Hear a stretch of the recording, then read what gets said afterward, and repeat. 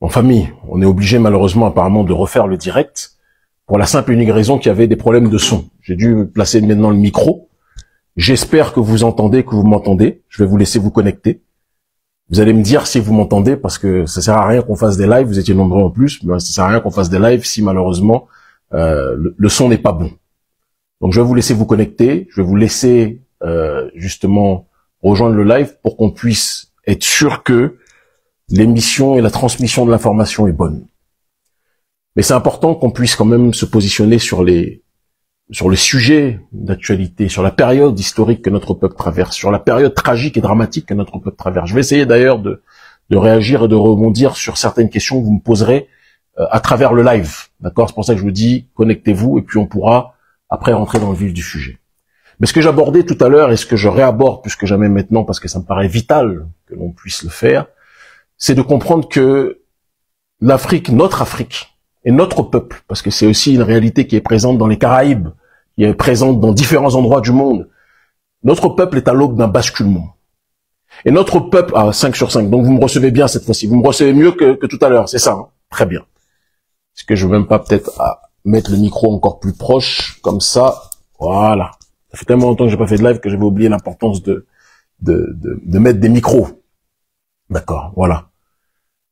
Il y en a, il y a un gars qui dit, un frère qui me dit, mon frère qui dit qu'on t'entendait bien tout à l'heure. Ok, il y en a beaucoup d'autres qui disaient, tu vois, il y en a qui dit que le volume est bon maintenant. Donc malheureusement, beaucoup de gens disaient que le volume n'était pas bon. Même dans les Caraïbes, on est à l'aube d'un basculement. Dans différents endroits en Amérique du Sud où j'étais il y a quelques semaines, on est à l'aube d'un basculement. D'accord?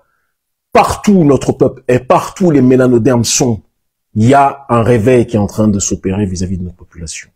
Mais ça ne se fera que si on garde en tête, à l'esprit, que l'objectif ultime, globalisé, matérialisé, doit être notre autodétermination totale, notre insoumission totale et notre volonté de faire en sorte de proposer une meilleure condition de vie pour nos populations. Il n'y a que comme ça qu'on pourra avancer. Il y a 2 points de bascule dont je parlais tout à l'heure et que je vais réaborder encore plus en profondeur maintenant en ce qui concerne l'Afrique francophone. On est, quand je dis à l'aube d'un basculement, c'est que ces 2 quilles, si elles tombent, ce sont 2 quilles qui vont entraîner un bouleversement géopolitique profond pour notre population. Donc, l'intérêt de nos semblables où qu'ils sont installés, c'est la Côte d'Ivoire et le Bénin. La Côte d'Ivoire et le Bénin sont 2 pays qui sont dirigés par 2 personnes qui sont les jouets, excusez-moi de dire, mais les caniches tenues en laisse de la manière la plus fondamentale possible par le système france-africain. On a Alassane Dramane Ouattara, qui est l'exemple le plus agressif du colonisé, l'exemple le plus soumis et le plus, comment dirais-je, hystérisé de la corruption et de l'acceptation de la sodomie politique que nous connaissons. C'est quelqu'un qui, excusez-moi le terme, mais qui déchire son pantalon et son caleçon et qui dit au colon, prenez-moi, avant que le colon ait dit s'il voulait le prendre ou pas. C'est le style, malheureusement, politiquement parlant, j'entends. Sur ses mœurs personnelles, ça ne me regarde pas. Mais politiquement, je suis obligé de faire une description de cette réalité-là. C'est un constat qu'on est obligé d'énoncer.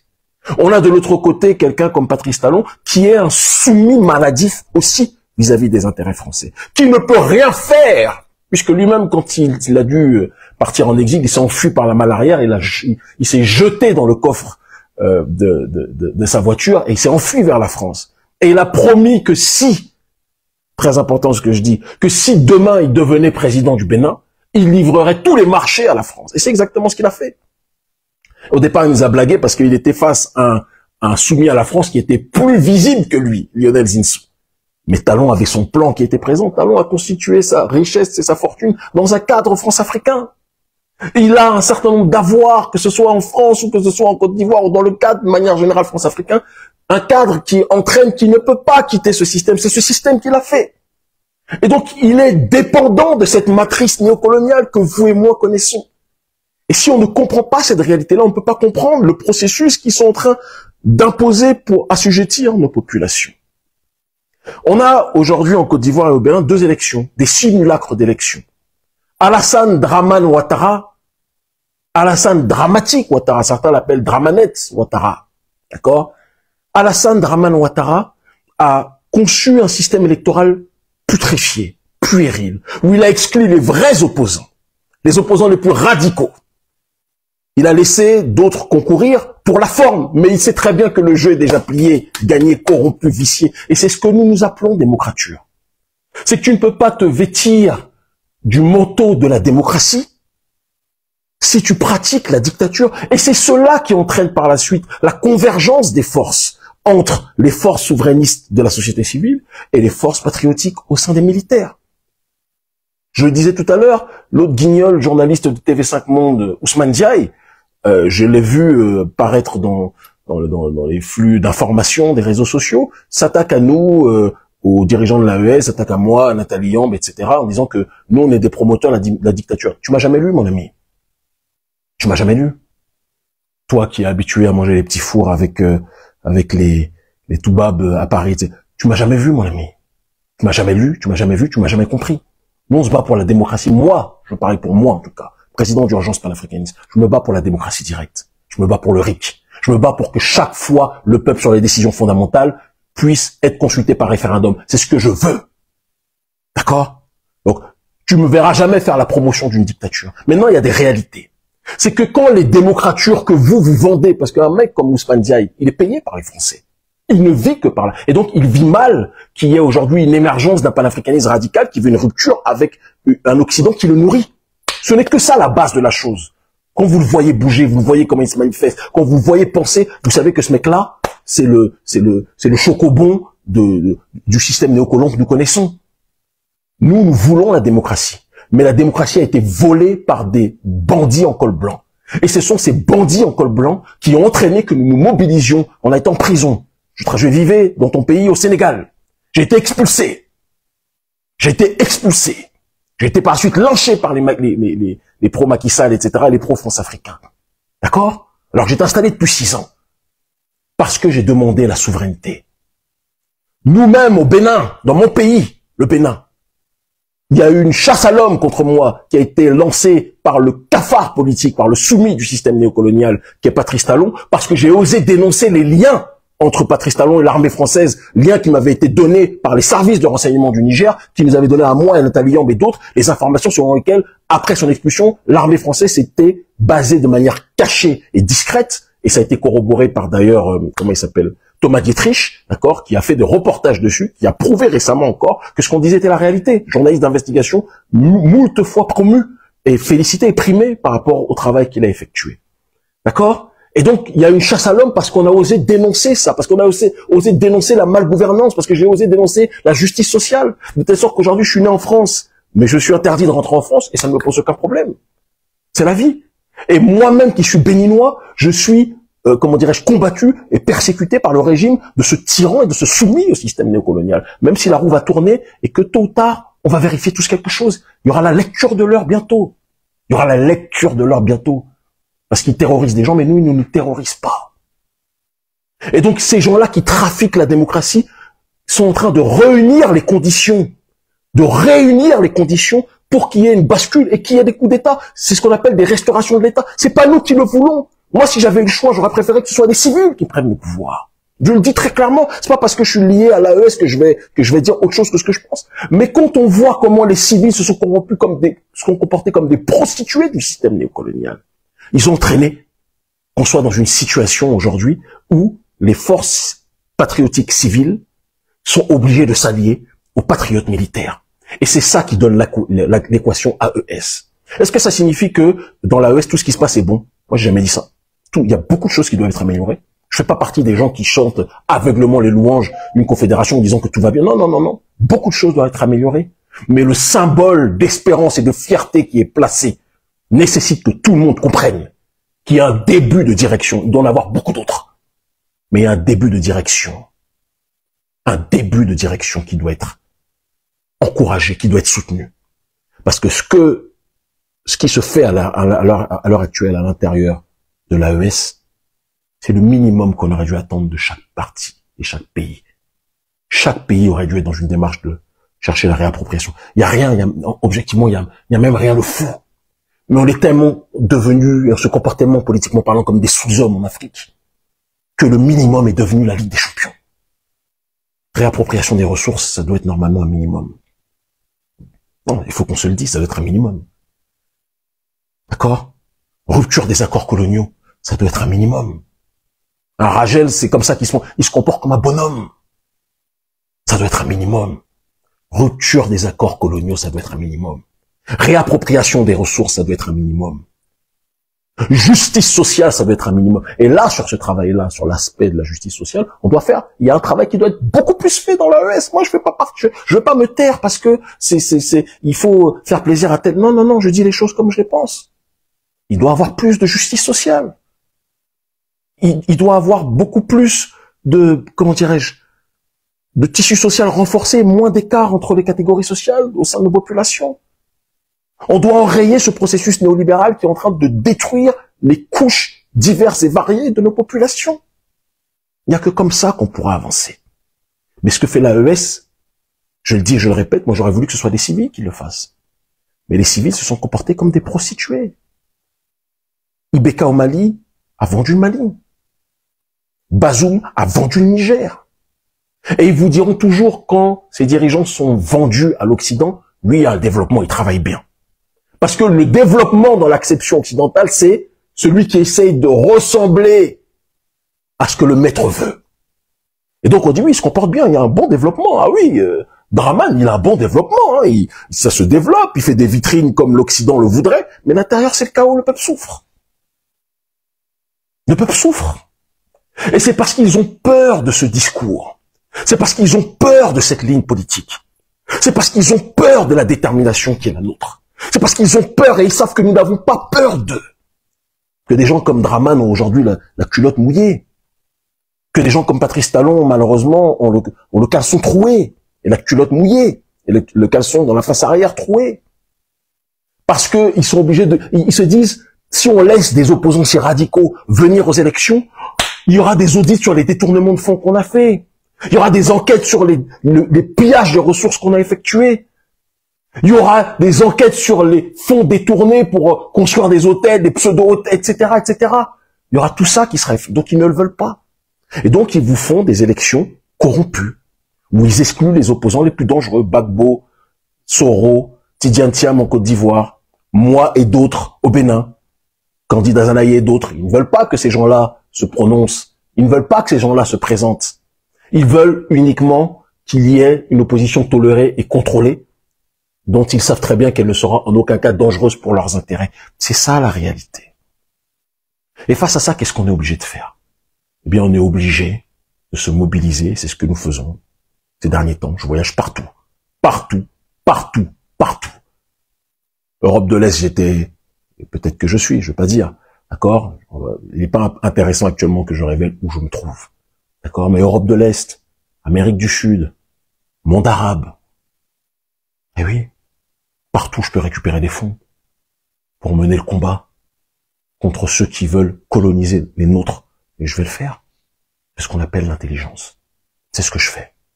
Et il y a aujourd'hui un réseau puissant, africain, anti-impérialiste, et des non-africains, mais opposés à l'hégémonie occidentale, qui sont en train aujourd'hui de s'interconnecter, d'accord, de consolider les liens, et qui veulent que l'Occident tombe, et que l'influence de l'Occident partout tombe. C'est de ça dont il s'agit. Il y a une colonisation globaliste néolibérale qui est en train de s'opérer. Une colonisation globaliste néolibérale sur le terrain économique et sociétal qui est en train de prospérer. Et le débat aujourd'hui, c'est pas le bloc de l'Est contre l'Ouest. Moi, je suis non aligné. Je suis ni, attention, qu'on soit clair, je suis ni pro l'un ni pro l'autre. Moi, je suis pro-africain. Mais aujourd'hui, c'est l'oligarchie néolibérale contre tous ceux qui lui résistent. C'est pas l'Est contre l'Ouest. C'est l'oligarchie néolibérale à l'intérieur de laquelle il y a des blancs, mais aussi des traîtres noirs, comme Ouattara, Patrice Talon et autres. Et c'est ceux qui résistent à cette oligarchie néolibérale-là. Le néolibéralisme est l'ultime forme du capitalisme. Et le capitalisme est ce qui a entraîné l'esclavage et la colonisation de notre population. La chosification de l'homme par l'homme pour le profit d'une minorité au détriment de la majorité. On ne peut pas se revendiquer pour faire perfectionner nos sociétés d'un système qui a complètement disloqué nos sociétés. C'est pas possible. Donc, on est obligé d'être dans cette démarche de convergence des forces entre des patriotes panafricanistes, la société civile, et des patriotes panafricaniste issu des militaires. Très clairement. Ça ne veut pas dire que nous, on ne veut pas. Moi, si demain j'ai le pouvoir, je le dis et je le répète, si demain je suis dans un gouvernement, si j'ai le pouvoir, je ferai tout pour qu'il y ait des référendums systématiques.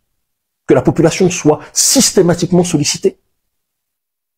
Je le dis clairement. Tant que je ne suis pas ministre ou président, je peux pas le faire. Je peux suggérer, je peux proposer, etc. Mais ce n'est pas moi qui décide. Vous comprenez ce que je veux dire? Mais c'est ça, c'est ce en quoi je crois. Le RIC, le référendum régulier, systématique pour que nos populations puissent être sollicitées. Je crois en la démocratie directe, au pouvoir du peuple. Ou alors, s'il y a, et c'est important qu'on le dise, un dirigeant éclairé, qui a une vision sociétale, comme moi je pense faire partie de ceux qui l'ont, et qui propose cette vision, si le peuple te suit, complètement, on va dans cette direction, on avance. C'est soit l'un, soit l'autre. Mais soit le peuple porte quelqu'un et fait corps avec ce quelqu'un de telle sorte que, justement, la démocratie aille dans ce sens radical d'uniformisation entre son dirigeant et son peuple. Ça a été le cas avec Sankara pendant un temps, même si Sankara était très impopulaire par certains. C'est après sa mort qu'il a été mythifié, parce qu'en réalité, Sankara était combattu. Il avait tout compris. Mais Thomas Sankara était combattu par des traîtres à l'intérieur de son pays. Et c'est quelque chose qu'il est important que l'on puisse rappeler, exposer et intégrer. Donc, pour finir sur comment il s'appelle, le Ousmane Diaye, le pouvoir au peuple, nous, on n'est pas dans les petits salons parisiens à servir de chocobon pour les gens de Macron et de la France-Afrique médiatique. Non. Et on n'est pas non plus en train de chasser un colon pour avoir un autre, j'en ai rien à foutre des Russes. Moi, je vous le dis très clairement. Et c'est pas parce que je peux parler avec certains, ou que je parle avec certains Iraniens, ou que j'étais il y a quelques semaines à Téhéran, ou que je parle avec d'autres personnes en Amérique du Sud, etc., que ça signifie que ces gens-là peuvent avoir une incidence sur la perception géopolitique que je dois. Non. J'ai ma vision. J'ai écrit dessus depuis très longtemps. Ceux qui disent que je suis un suprémaciste noir, on peut pas être à la fois suprémaciste noir et être soumis à des non-noirs. C'est quelque chose qui n'a pas de sens. Faut me lire, faut me comprendre. Et je suis ni suprémaciste noir, ni soumis à l'un à l'autre. Je suis un primordialiste noir. Je me bats pour mon peuple. Et je pense qu'il faut remettre notre peuple à la place légitime qui est la sienne. C'est la démarche qui est la mienne. Vous comprenez?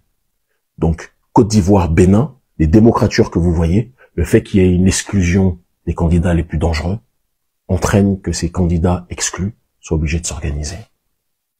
Côte d'Ivoire, il va y avoir un basculement dans la rue dans les prochaines semaines. Je veux que vous enregistrez ce que je vous dis là. Enregistrez.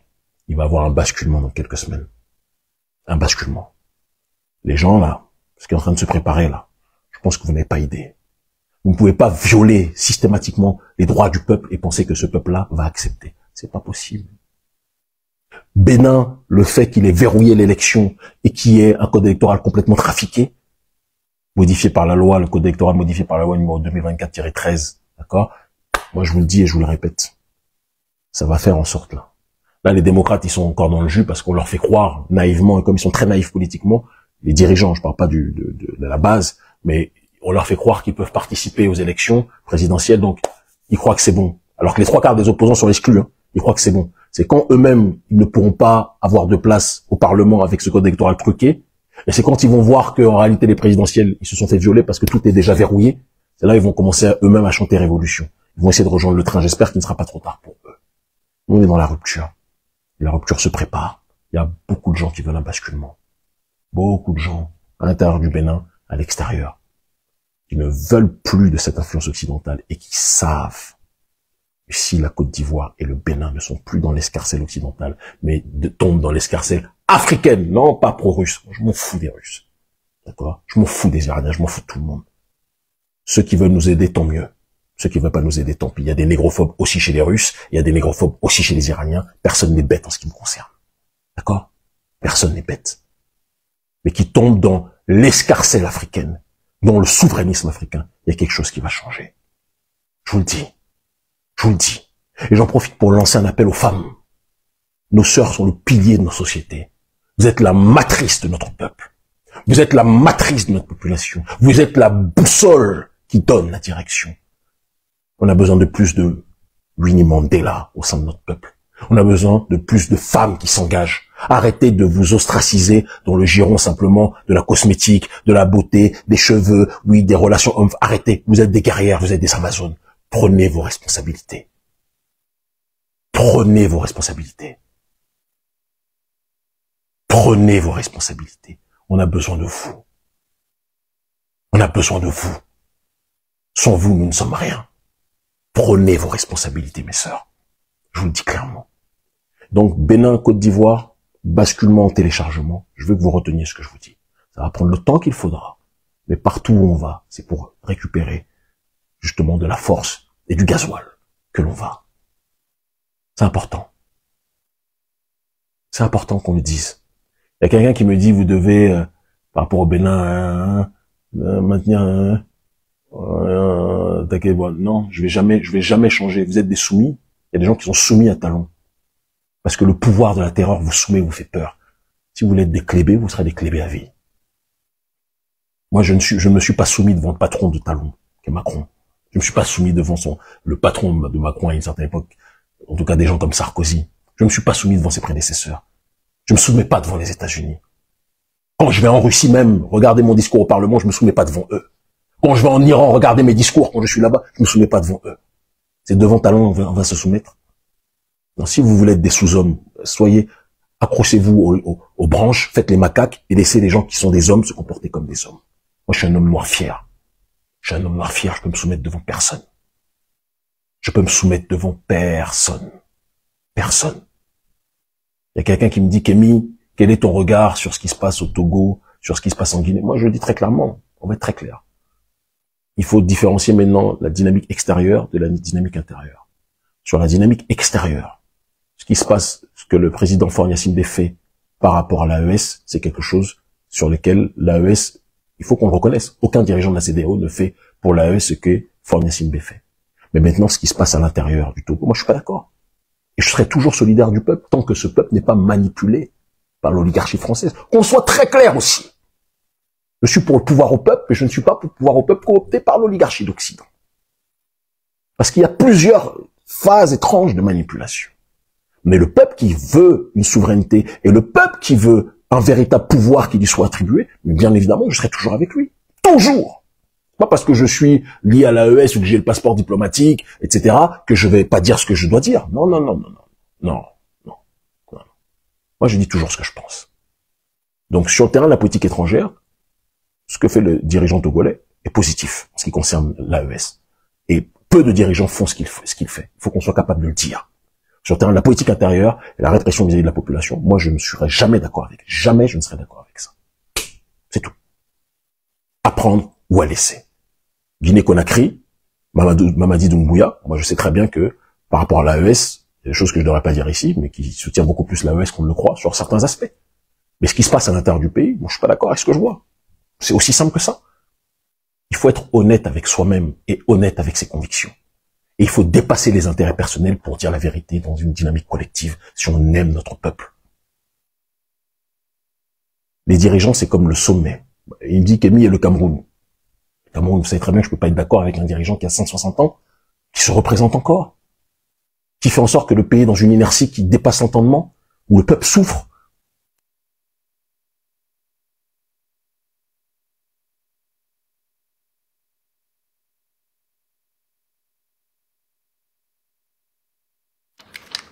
La batterie a sauté. Est-ce que vous m'entendez toujours?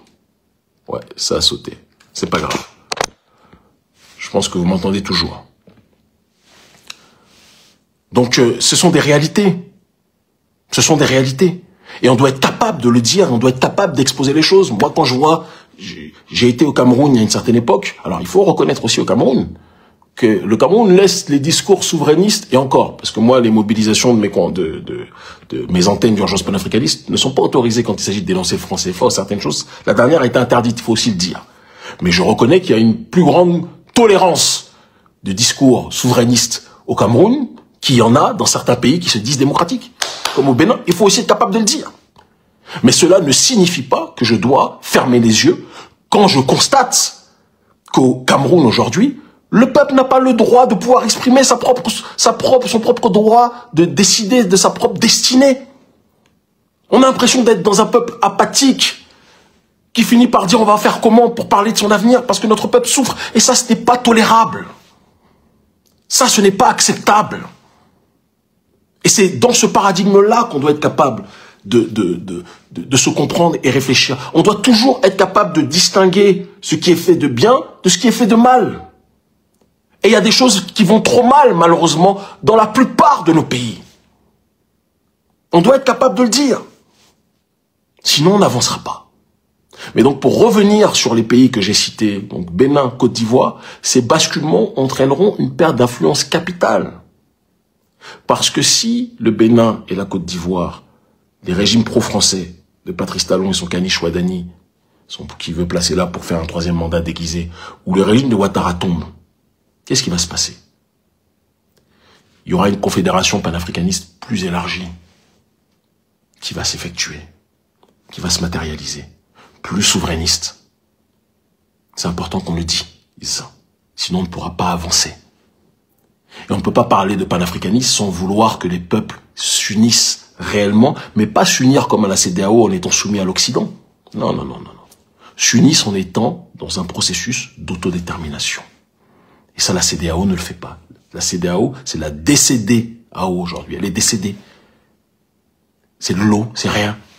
C'est pas concret. Donc, j'insiste et je répète, pour que les gens comprennent, nous voulons la démocratie. Mais la démocratie nous a été volée. La démocratie nous a été pillée. Le démoscraté, le pouvoir au peuple dans nos sociétés, dans la démarche qui est la nôtre, quand vous lisez même le Kurukan Fuga, on a une compréhension particulière, on a ce rapport aux chefs, mais ce sont des chefs qui sont placés, qui sont en harmonie avec la volonté du peuple. Ce sont des guides éclairés. Et tant que ces guides servent les intérêts du peuple, le peuple les porte. Si maintenant le peuple sent qu'il est floué ou trahi par son dirigeant, il se révolte contre lui. C'est dans cette démarche-là qu'on agit. Et le problème aujourd'hui, c'est qu'on ne nous laisse pas la possibilité de dire ce que l'on pense, d'exprimer ce que l'on pense. On a des dirigeants qui servent des intérêts étrangers plutôt que les intérêts de leur propre population. Et c'est ça qui entraîne plus que jamais la fusion entre les forces de la société civile et les forces militaires. Oui, le monde est en train de changer. Le monde est en train de changer. Vous avez vu ce qui se passe au Népal? Vous avez vu au Népal? Vous avez vu ce qui se passe au Népal? Oui. Est-ce que vous êtes prêt à faire ça? C'est la vraie question. Moi, je n'ai rien à prouver. La prison, c'est comme l'hôtel pour moi. J'y vais tout le temps. Pour ce combat. Menace de mort, c'est devenu un classique. C'est comme des textos. Mais vous, la surveillance des services secrets qui me surveillent partout, c'est un classique. On finit par en rire. Mais vous, est-ce que vous êtes prêt à risquer votre vie, comme nous la risquons, pour qu'on arrive à un réel basculement? C'est le schéma, c'est le débat, c'est le questionnement. Il va y avoir des militaires alliés, qui ne seront pas dans une réalité égoïste, qui ne seront pas dans une réalité de nous faire croire à quelque chose, mais de ne pas vivre, mais qui vont arriver là, prochainement. Je vous le dis, peut-être qu'on est déjà en contact avec certains. Peut-être. Mais il y a un basculement qui est en train de s'opérer, de se préparer. Il y a un basculement qui est en train de se préparer. On n'a pas d'autre choix.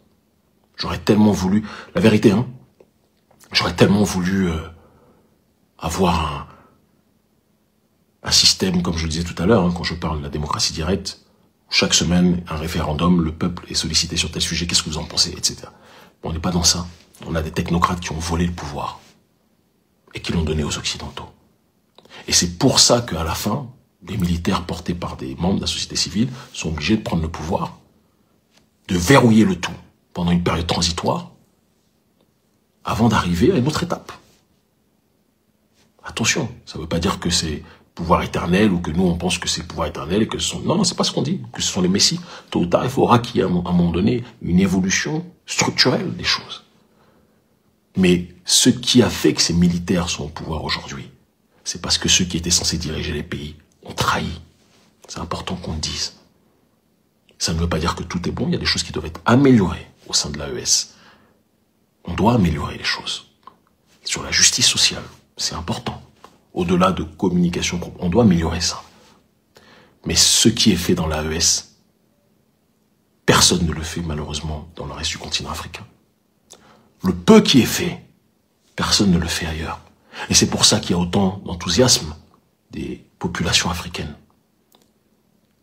Notre peuple est prêt à tellement de choses, mais il a des dirigeants indignes. Et notre peuple a fini par normaliser le fait qu'on soit la dernière roue de l'humanité. C'est quelque chose qu'on n'est pas tous prêts à accepter. C'est quelque chose qu'on n'est pas tous prêts à accepter. Je vous aime tellement. Je disais tout à l'heure que il y a une amie qui me disait, mais Kémy, t'as pas l'impression d'avoir déjà tout donné aux Africains? Est-ce que tu penses vraiment que... Pourquoi tu te préoccupes pas uniquement de ta famille?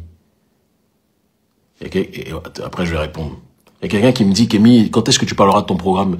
Dis-moi, est-ce que tu connais le programme des autres personnes qui veulent accéder au pouvoir au Bénin, là, actuellement? T'en connais aucun. Talon, il n'a pas de programme, c'est pas vrai. Il y aura programme quand vous laisserez les élections ouvertes et que chaque candidat montrera son programme. Nous, on va montrer le nôtre. Le peu de choses à chaque fois qu'on a exposé, certaines idées ont été volées, ont été détournées. Et vous croyez qu'on est assez bête pour parler de notre programme, alors qu'aucun des autres ne présente son programme? Vous nous empêchez de candidater, mais vous voulez qu'on donne notre programme pour que vous puissiez profiter et détourner les bonnes idées. Mais vous vous moquez du monde. Non, non. Le pouvoir, là, tel qu'il est là, il va basculer. Il va tomber. Et après, là, on va tous mettre nos propositions. Moi, tous ceux qui ont lu mes livres savent exactement ce que je prône, ce que je pense et ce sur quoi je conceptualise. Ceux qui ont lu mes livres le savent. Et pour aller même plus loin, ceux qui ont étudié Nkrumah, qui ont étudié Julius Nyerere, qui ont étudié toutes les personnes qui ont conceptualisé les choses, ou même Cheikh Anta Diop, parce qu'il concerne la conception de l'État en Afrique, savent déjà ce qu'il y a. Il n'y a rien de nouveau qu'il y a à faire. Il y a juste à retrouver et récupérer nos États et proposer la réflexion panafricaniste. Moi, quand je parle de la panafricanité fondamentale, c'est-à-dire en étant beaucoup plus ancré même dans un paradigme civilisationnel qui est en adéquation avec nos réalités, sur le terrain écologique, sur le terrain architectural, sur le terrain sociétal, sur le terrain économique et sur le terrain politique.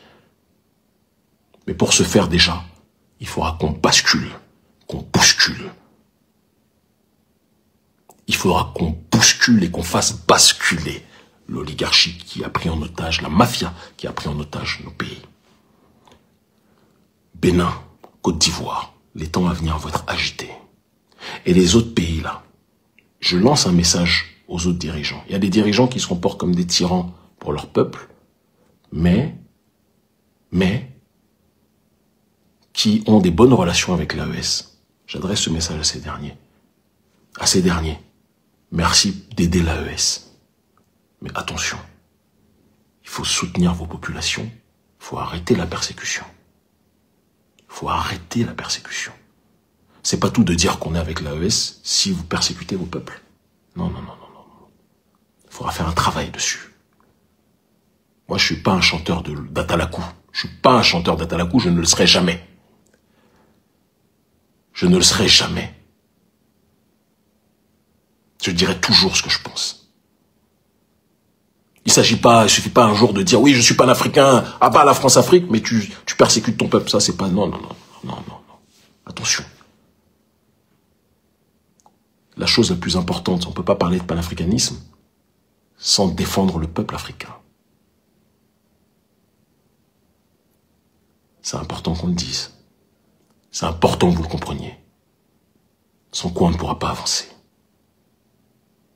À tous nos frères prisonniers politiques, y pensez pour mon petit frère Shadrach Ounigbo Wato Ede. Tu es un martyr de notre cause, tu es incarcéré, mais tu sortiras bientôt. À mon frère Adama Ben Diarra, Ben le cerveau. Tu sortiras, mon frère, je t'aime, tout comme j'aime Shadrach. Vous sortirez tôt ou tard, il le faut. Ça, c'est une autre configuration, c'est pas le Bénin, mais il faut que tu sortes. Il faut que vous sortiez. Ceux qui se battent pour la liberté ne peuvent pas être persécutés. Ça ne peut pas continuer. Quelqu'un me dit, es-tu d'accord sur le fait que les 14 États aujourd'hui sont des copies presque parfaites de la France? Mais ce qui est sûr, c'est que la France-Afrique, c'est ça. Un gars qui me dit, moi je suis de tout cœur avec l'AES, mais ils veulent que le peuple togolais soit sacrifié pour eux. Moi je vais être très clair. J'aime le peuple togolais. Je n'accepterai jamais que le peuple togolais soit asphyxié. Jamais, jamais, jamais. Je l'ai dit et je le répète. Je remercie le président Faure pour la solidarité avec l'AES, mais ce qui se passe à l'intérieur du Togo, la manière dont une partie du peuple togolais souffre, ça, je suis pas d'accord avec ça. Et j'ai le droit de le dire. C'est comme ça qu'on est. C'est comme ça que je suis. Donc, on avance. On combat. On endure. On bouge tout le temps. Vous voyez là, les cernes, on est fatigué. Je dors en moyenne peut-être 4 heures par nuit. On bouge tout le temps. Mais c'est ça qui nous permettra de contribuer au basculement dans les jours à venir. Semaines à venir. Mois à venir. Je vous le dis. Patrice Otalon, Alassane Dramatique Ouattara. Profitez des moments que vous passez actuellement. Parce qu'ils ne seront pas éternels. Et je vous jure sur ce que j'ai de plus cher. Vous allez répondre de tous les crimes politiques et économiques que vous avez commis. Je le jure devant Dieu. C'est pas de la rancune, hein. Moi, j'ai un côté un peu rancunier, mais c'est pas ça. C'est juste la justice. Je ne peux laisser l'injustice prospérer, c'est pas possible. C'est pas possible. C'est ma ligne, c'est ma vision, c'est ma réflexion. Et j'en assume jusqu'au bout, j'en assumerai les conséquences. Il y a un abruti qui m'a dit, Camille, tu t'es battu contre le franc CFA, mais le franc CFA est toujours là. C'est comme si tu me dis, tu te bats contre la pollution, mais la pollution est toujours là. Si t'as un macaque dans ton cerveau, on peut rien faire, mon frère. C'est pas... Il y a une avancée incroyable sur la critique du franc CFA suite à nos mobilisations. On est à l'aube d'une réforme qui aura lieu dans quelques temps. Il y a une bataille entre ceux qui sont du côté de Macron qui veulent en réalité arrimer la nouvelle monnaie éco à l'euro. Nous, on est contre ça, qui veut un taux de change fixe. Nous, on veut un taux de change flexible, arrimer un panier à devises. C'est un débat un débat de fond. On a risqué nos vies pour ça. Les choses sont en train d'avancer dans une direction. Et je vous le dis, d'une façon ou d'une autre, on ira plus que jamais vers l'élévation. C'est de ça dont il s'agit. C'est le combat que nous menons. Et personne ne pourra nous empêcher d'arriver à destination. Oui, nous voulons que les prisonniers politiques sortent. Au Mali, je veux que Ben Le Cerveau, mon petit frère, je l'aime, je veux qu'il sorte. Au Bénin, je veux que Charak Ounigbo Watoede sorte. D'accord? Je veux que Steve Amoussou, kidnappé par le régime Talon, sorte. Je veux que Komlan Uksusupe, même si c'était loin d'être un ami, je veux qu'il sorte. D'accord? Je veux que Louis-Philippe Oudénion, mon frère, le général, avec qui on avait un projet politique très important, je veux qu'il sorte. C'est tout. C'est aussi simple que ça. Je suis libre de penser ce que je pense. Je suis libre de dire ce que je veux dire. Si des gens m'écoutent en masse, ils ont leur raison. Mais tous les Africains n'ont pas décidé d'être des soumis, d'être des caniches, des puissants. Jamais. Donc préparez-vous. Les temps à venir vont être agités. Mathieu Kérékou disait que la CEDEAO était grippée. En tout cas, nos dirigeants sont grippés. Les dirigeants sont grippés pour beaucoup. Mais nous, on va les soigner. On va les soigner avec un sérum qu'ils vont pas oublier. Demandez à Ibeka. Ibeka n'a pas oublié le sérum. Roch Marc Caboret n'a pas oublié le sérum. La suite arrive. La suite arrive. Et à notre peuple qui est installé aux Antilles, à ceux qui sont dans une démarche à l'heure actuelle de faire un retour aux sources au Bénin, écoutez-moi bien. Écoutez-moi bien. Le Bénin est votre terre. L'Afrique est votre terre. Mais si vous avez combattu les béquets aux Antilles, n'oubliez jamais que la version la plus radicale des béquets, c'est Patrice Talon. C'est le béquet noir par excellence. C'est le prédateur économique par excellence. C'est le prédateur économique par excellence. Qui est en train d'entraîner aujourd'hui une déstructuration du tissu social comme jamais. Qui est en train de faire en sorte qu'il y ait un déclassement plus grand de gens qui étaient déjà dans des conditions sociales difficiles, soit plus que jamais accru. C'est quelque chose qu'on n'est pas tous prêts à accepter. Donc quand vous allez là-bas, là, quand vous allez dans mon pays, qui est le vôtre, dans notre pays, n'oubliez jamais que vous êtes sur une plantation dirigée par un noir. Et le but n'est pas de quitter une plantation dirigée par des blancs pour rejoindre une plantation dirigée par des noirs. Le but, c'est qu'il n'y ait plus de plantation. C'est ça le cancer du néolibéralisme, c'est ça dont parlait Fanon. Le colon blanc sera remplacé par le colon noir. Nous, on veut ni l'un ni l'autre. On veut la destruction de la plantation. Et ça passe par la destruction de la France-Afrique. Méditez dessus. Moi, je ne serai jamais la pom-pom girl de quelconque dirigeant. Jamais. Jamais. Mais je soutiens les choses quand elles sont justes. Quand l'AES fait des choses justes, il faut dire que c'est juste. C'est tout. Et aujourd'hui, l'AES fait plus pour la cause souverainiste africaine que la majorité des dirigeants africains. Ça ne veut pas dire que tout ce qui est fait dans l'AES est parfait. Non.